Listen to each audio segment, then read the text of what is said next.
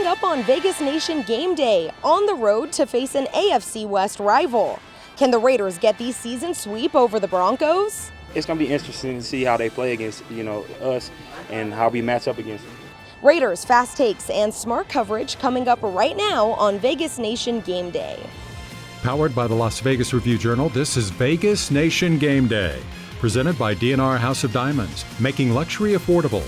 Located in the One Summerlin building in downtown Summerlin.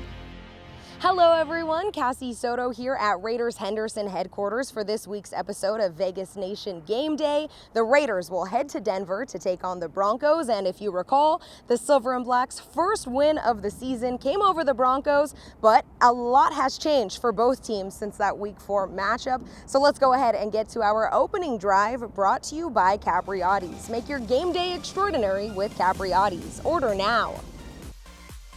I'm joined now by Raiders beat writer Vinny Bonsignor. Vinny, let's go ahead and throw it back to that Week 4 matchup.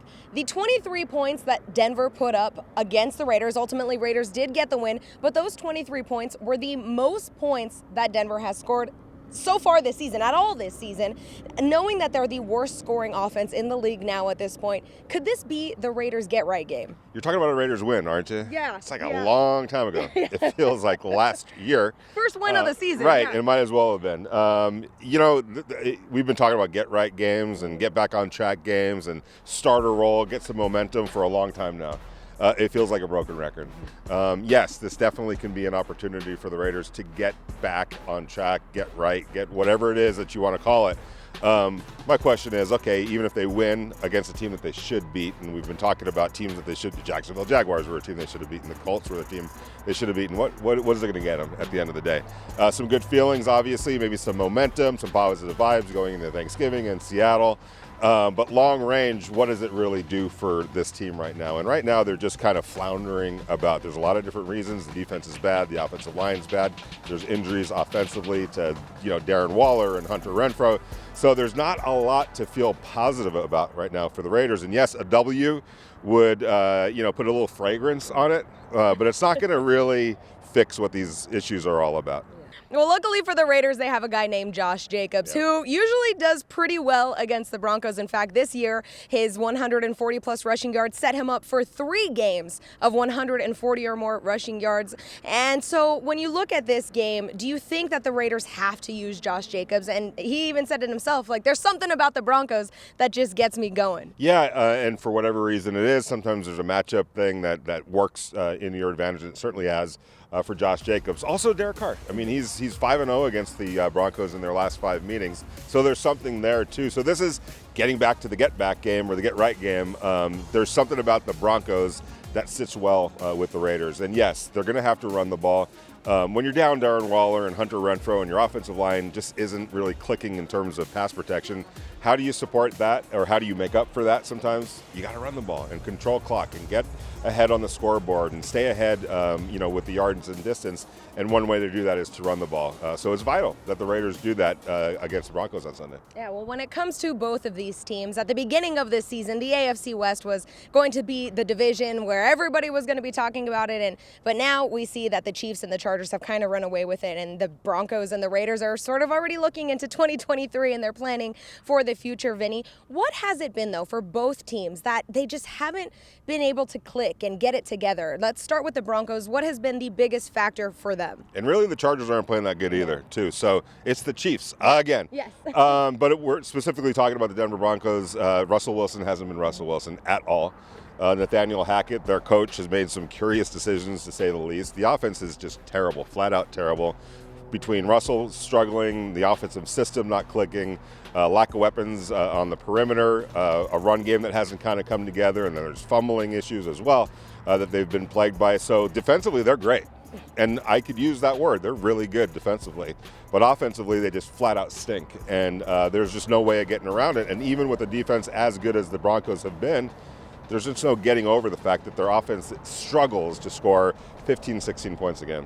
Flip the Field, brought to you by South Point Sportsbook. Download the app at southpointsports.com. It's Heidi Fang and Ed Graney here, and we're going to look at the other side of this matchup for Week 11 with the Broncos. Ed, first we've got to start with this wide receiver group that seems to be a little bit hampered by injury right now.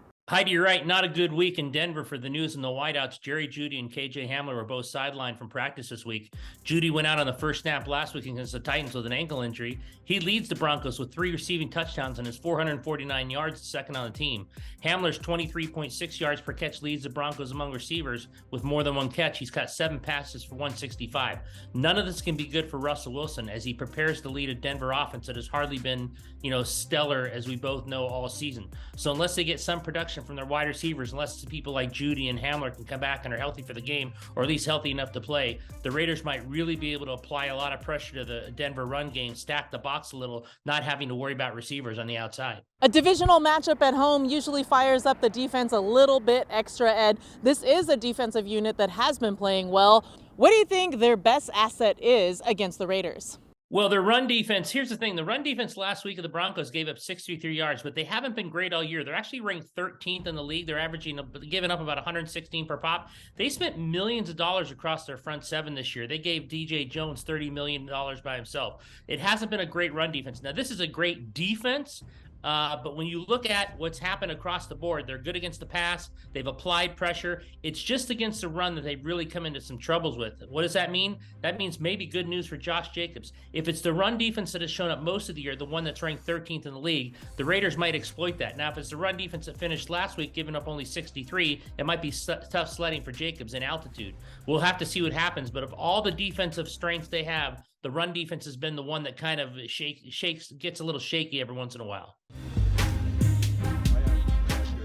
A big name draws the questionable tag for the Raiders. I'm Adam Hill with your injury report. Davante Adams, an abdomen injury, has limited his practice reps all week long. We kind of thought they were just managing him a little bit, giving him a little bit of time to rest. But when the official injury report comes out Friday, he is listed as questionable. We'll see if he's able to go in the game. It seems like it's trending in the right direction, but you never know when you get that dreaded questionable tag on a Friday. He's not the only player to be questionable for the Raiders as they head to Denver to play the Broncos. Denzel Perryman, linebacker, he has a rib injury. He is questionable. I talked to him after practice. He said he feels great, but he always feels great when he wakes up in the morning. So we don't know what that means in terms of his health for the game or his status, but we'll see if he can give it a go on Sunday. Luke Masterson, also a linebacker, also questionable. So the linebacker core a little bit beat up for the Raiders going into this game. And then Colton Miller on the offensive line, another surprise questionable for him as well. We'll see if he's able to go. He was able to get some limited work in all week as well, but also questionable. So some key contributors, especially on the offensive side of the ball, and then in the linebacker core, questionable going into the Denver game. For the Broncos, your guess is as good as anyone. A bunch of guys out, a bunch of guys questionable. The receiving core is decimated. Looks like Cortland Sutton may be the only guy out there. 12 opening day starter for the Broncos, either not on the team or injured, not playing this week. So a decimated group on the other side, but certainly the Raiders have concerns of their own. With your injury report, I'm Adam Hill. DNR House of Diamonds is Las Vegas's elite private office jeweler, the perfect bridge between internet pricing and a traditional brick-and-mortar jewelry store. We specialize in loose diamonds, natural and lab-grown, engagement rings, fashion jewelry, custom design, and jewelry repairs. We operate by appointment in our beautiful offices in the One Summerlin building, downtown Summerlin. Our great relationships with the world's largest diamond wholesalers and our low overhead saves you hundreds, if not thousands, on your purchase. With Capriotti's, game day is always extraordinary. Fuel your passion with our award-winning cheesesteaks, in-house oven-roasted turkey, and classic subs. Or create a fan frenzy with our catering trays that are perfect for any crew. At Capriotti's, we deliver extraordinary to you. Let's get a look at this week's betting lines with sports betting columnist for the Las Vegas Review-Journal, Todd Dewey. Thanks, Cassie. Well, it appears that bettors have finally lost faith in the Raiders. In a matchup of two of the NFL's most disappointing teams this season, bettors are backing the Broncos in a big way to cover the spread as small home favorites. The biggest wager of the weekend at BetMGM is on Denver minus 2.5 points for almost $500,000. Sharp bettors and the betting public are both on the Broncos at the Westgate Superbook, and bettors also are banking on the game to go under the total of 41.5. Sportsbooks will be rooting for the Raiders in some cases for the first time this season. Raiders have won 7 of the last 8 meetings and covered 6 of them, but they're also the NFL's only winless team away from home with an 0-5 road record. Thanks so much for tuning into this week's episode of Vegas Nation Game Day. We hoped we helped get you ready for this Week 11 matchup, the Raiders heading to Denver to take on the Broncos. Sunday's kickoff is set for 1:05 p.m. For our entire Vegas Nation crew, I'm Cassie Soto. Have a great weekend. Powered by the Las Vegas Review-Journal, this is Vegas Nation Game Day. Presented by DNR House of Diamonds, making luxury affordable. Located in the One Summerlin building in downtown Summerlin.